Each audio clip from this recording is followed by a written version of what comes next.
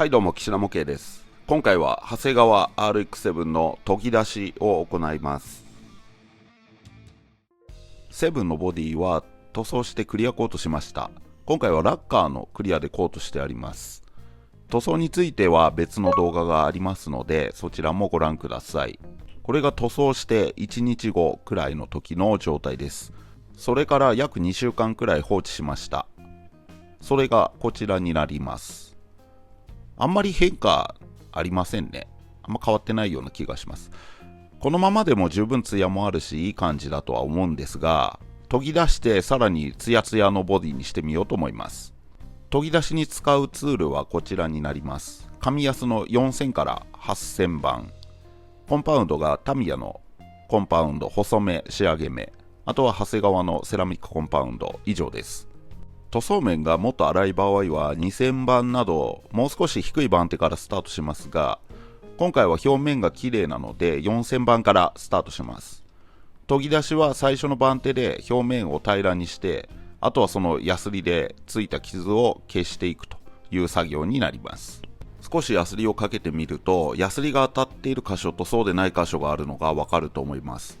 全体にヤスリが当たって艶消しの状態になると表面が平らになった状態ということになります。表面の状態を確認しながら磨いていくので、最初は水を使わず空研ぎで行います。目詰まりして削れなくなったらメラミンスポンジなので、ヤスリの目に詰まった削りカスを落とします。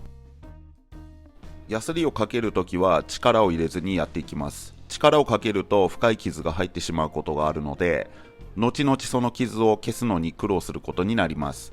どうしても鳴らせない場合はヤスリの番手を落として行います。これで全体を鳴らすことができました。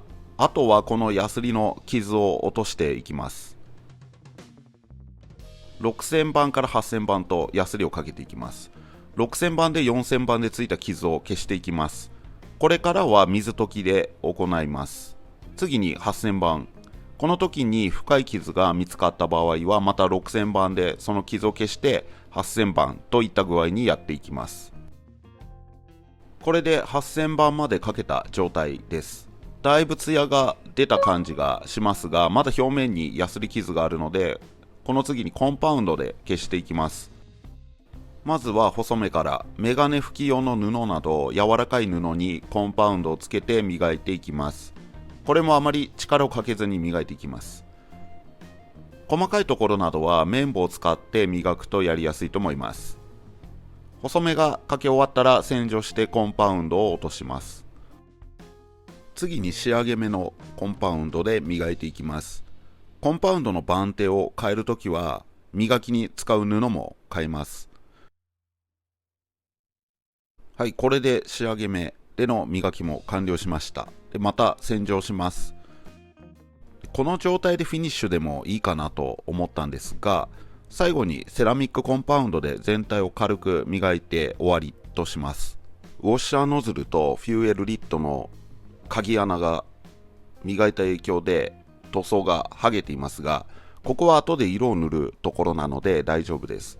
エッジや出っ張ったところは塗装が剥げてしまうことが多いので、磨くときはこういう部分を避けながらやるといいと思います。で、バンパーはこれは研ぎ出ししないで表面を4000番で鳴らして薄め液にクリアを少し足した、7対3くらいの割合ですかね。そのくらいで、薄めたクリアを吹きつけてヤスリ傷を埋めて仕上げました。はい、以上ボディの研ぎ出しについてでした。非常に時間と根気がいる作業なんで、正直なところ私は苦手な作業なんですが、研ぎ出しに使うツールや手法はいろんな方が紹介していますが、表面を慣らしてヤスリ傷をひたすら消していくという基本的なことは変わらないので、実際にやってみて自分の使いやすいツールであったりやりやすい方法を探っていくのがいいのかなと思います。はい、それでは今回もご視聴ありがとうございました。また次回。